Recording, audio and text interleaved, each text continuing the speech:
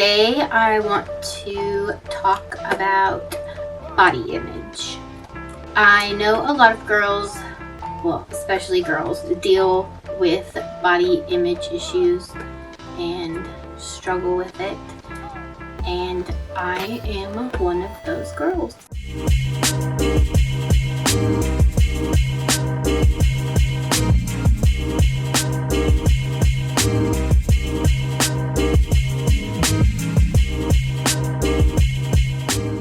I would say that my body image started around 6th grade. Prior to being diagnosed with diabetes at the age of 10, I lost a lot of weight just because I was not healthy. My body was burning all my muscle and fat for energy. The 6th grade, that's kind of a big change for every kid.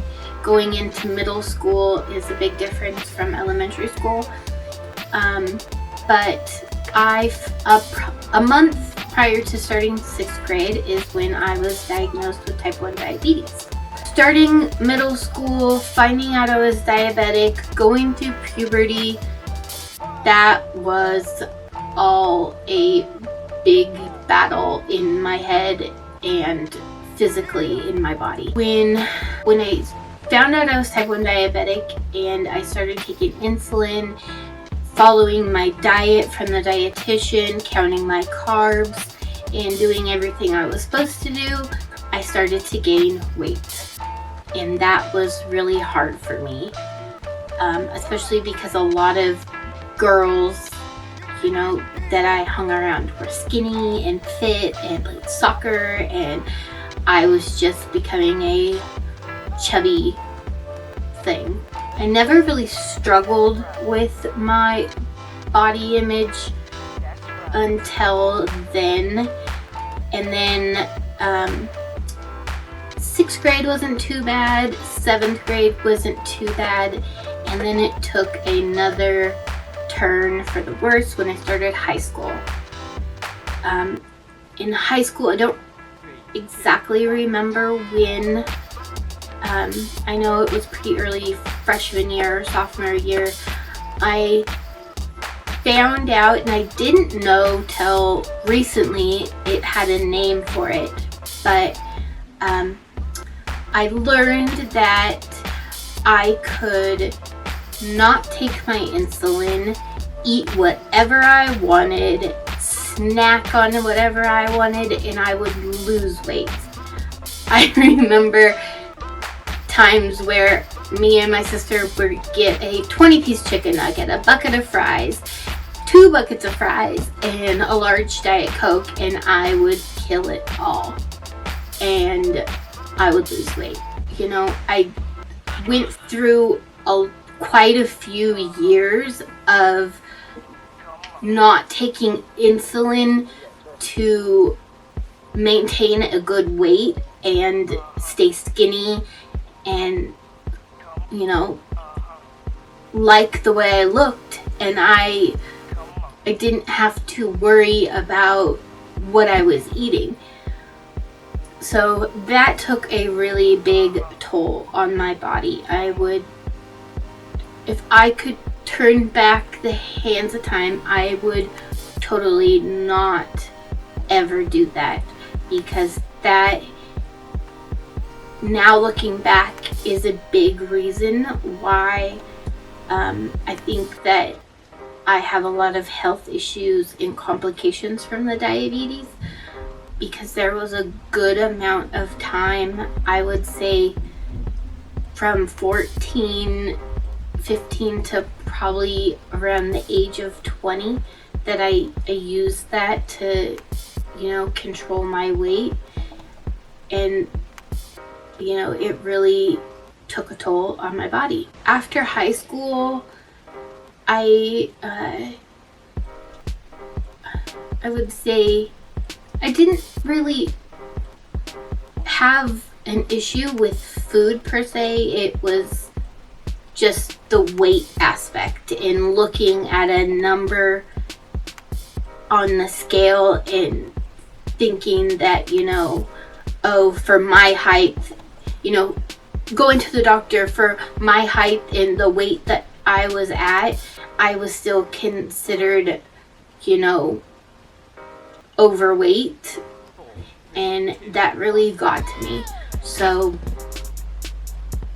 I then, around 20 years old, I got into a relationship with somebody, and it was at first, I thought it was the greatest relationship I had ever been in.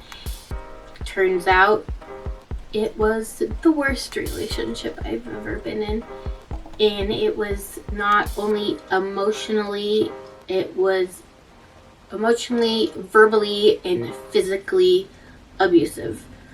I have had cracked ribs and many bruises and marks I've had to cover and make excuses for that were not from my doing.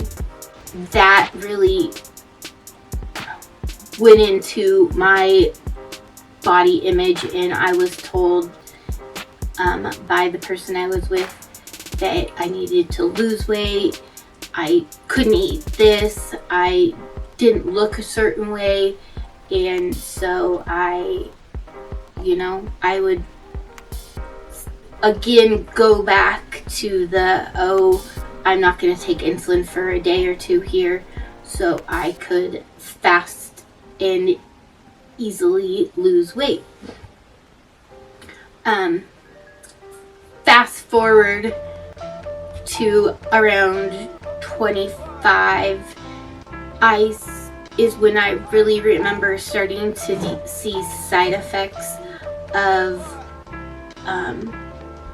my diabetes and not taking care of it, as far as nausea and vomiting. And I went multiple years, explaining to doctors that I had no appetite, and if I ate, I was nauseous, and I couldn't eat much, or I would throw it up, or I had no appetite throughout the day until the very end of the day, and then I would eat a small amount and then go to bed. And finally, I would say 25, 26, I got the diagnosis of gastroparesis. Gastroparesis is the paralyzation of your gastric in your stomach. So I finally got diagnosed with the gastroparesis, but I still, even though they had a diagnosis for it, they didn't really have a way of treating it. It was just kind of trying to find out foods that worked for me. A lot of my food intake was liquid form. I drank a lot of juice, ate applesauce, yogurt, Jello, just things that kind of slid down and stayed down. That was pretty much, what I ate for most part. I had good and bad times where I could eat things and it would stay down, or I had times where not even fluid would stay. Then finally, after the diagnosis of the gastroparesis, about, I'd say 28 is when I noticed I finally started gaining weight again.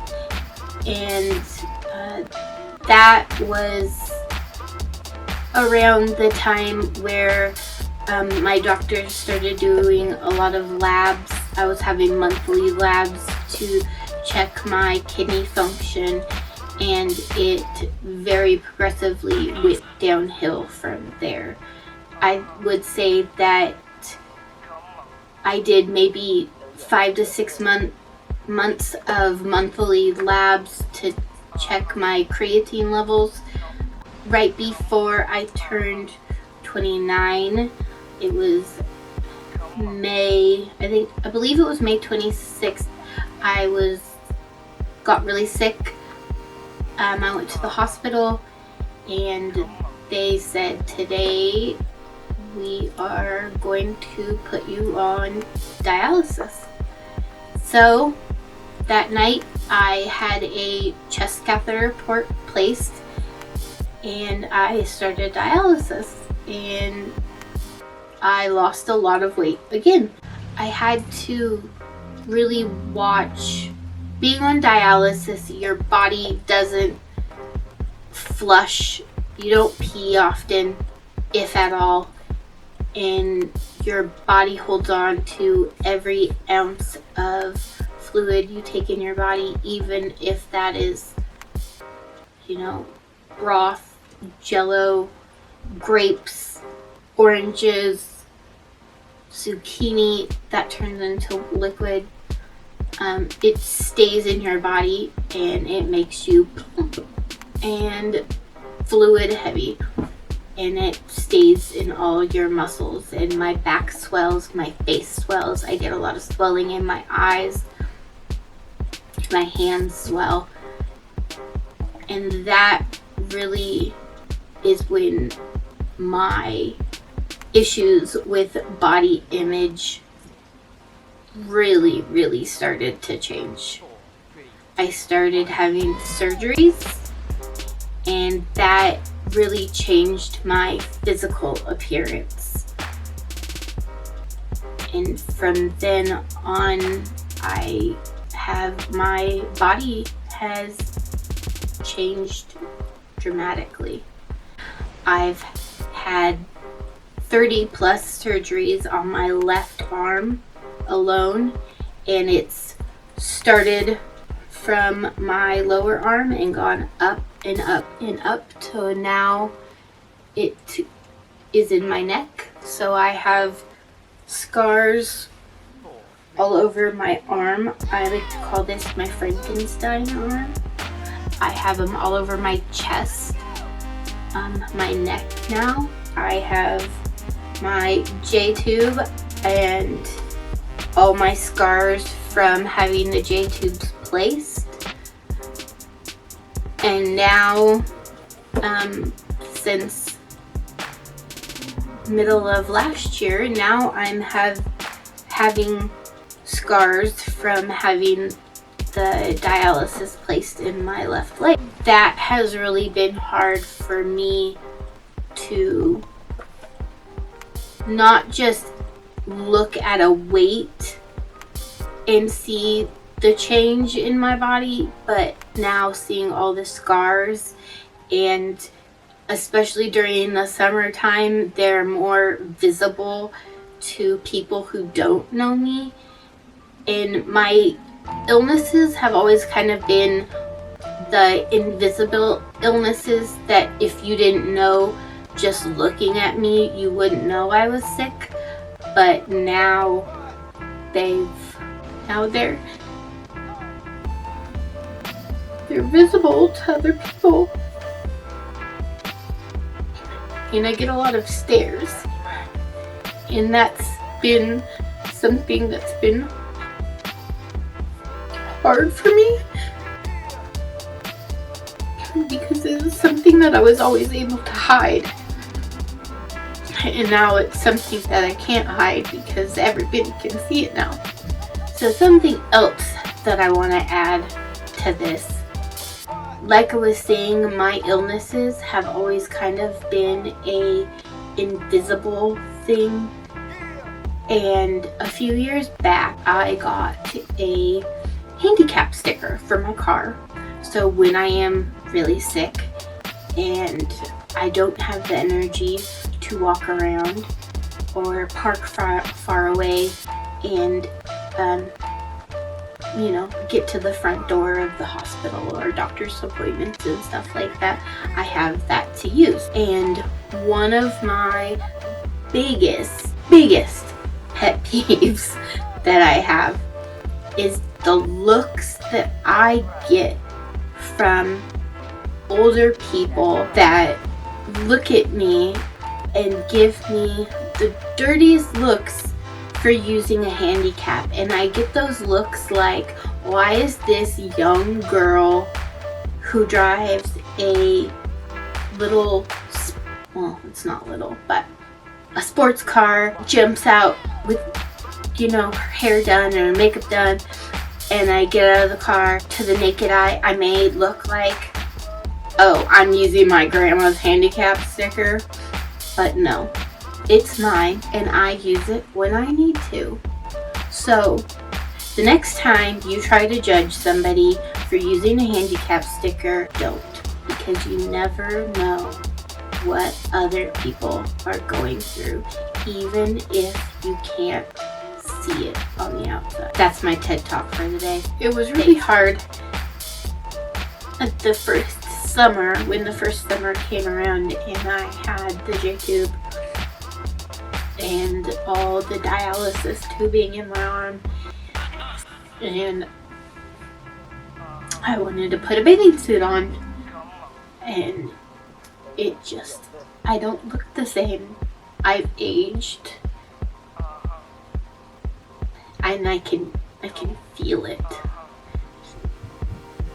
I don't have energy like I used to.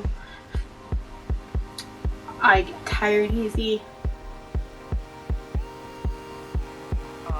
I'm not as strong as I used to be.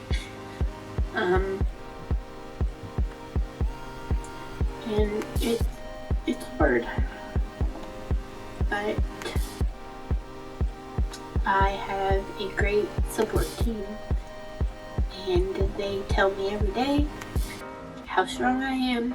I do sometimes feel strong, but there's a lot of times where there's a smile on my face and I'm not happy.